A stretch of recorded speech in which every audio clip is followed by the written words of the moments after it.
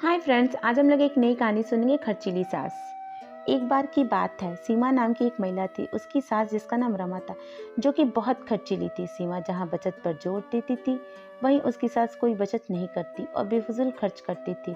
एक बार सीमा ने अपनी सास को कुछ पैसे रखने के लिए दिए, जिसको वह अगले दिन बैंक में जमा करवाने वाली थी। उसकी सास उन पैसों से बाजार में अपने लिए कपड़े लेकर के आ गई। अगले दिन जब सीमा ने अपनी सास से पैसे मांगे तो सास ने बताया वह तो उसने खर्च कर दिए हैं।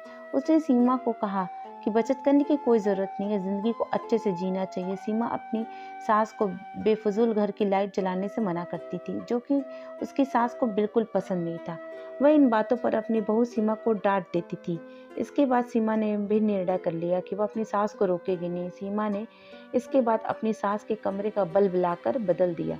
सास के पूछने पर कहा कि अब वह जितना चाहे उतनी लाइट जला सकती हैं। एक दिन सीमा की सास को पकौड़े खाने की इच्छा हुई। उसने सीमा को पैसे देकर कहा कि जाकर राजू हलवाई की दुकान से पकौड़े ले आए।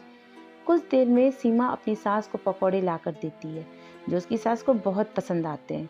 इसी तरह दिन बीते जा रहे थे और सीमा ने अपनी सास को फिजूल खर्ची पर टोकना बंद कर दिया था। एक दिन सीमा की सास बीमार हो गई। उसको जब हॉस्पिटल में भर्ती कराया गया तो डॉक्टर ने एक बड़ी बीमारी बताकर शहर के हॉस्पिटल में रेफर करने को कहा। जब सीमा के पति ने डॉक्टर से इसका खर्च पूछा तो डॉक्टर ने 2 लाख बताया।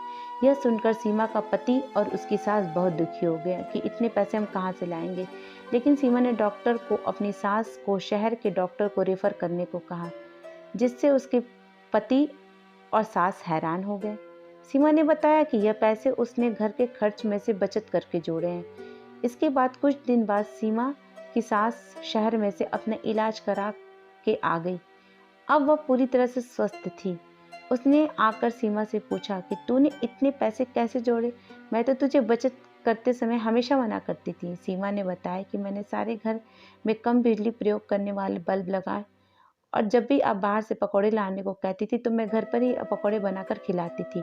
उसने सीमा की बहुत तारीफ की और खुद भी आगे से पैसे बचाने का निर्णय लिया। मोरल ऑफ द स्टोरी, इस कहानी से हमें ये सीख मिलती है कि हमें फिजूल खर्ची से बचकर पैसे का सही इस्तेमाल करना चाहिए। कहानी पढ़कर कहीं ना जाए दोस्तों, नीचे कमेंट बॉक्स में जाकर अपने कीमती कमेंट ज़रूर भेजें हमें। आपके कमेंट का इंतज़ार है और हमेशा रहेगा। Thank you.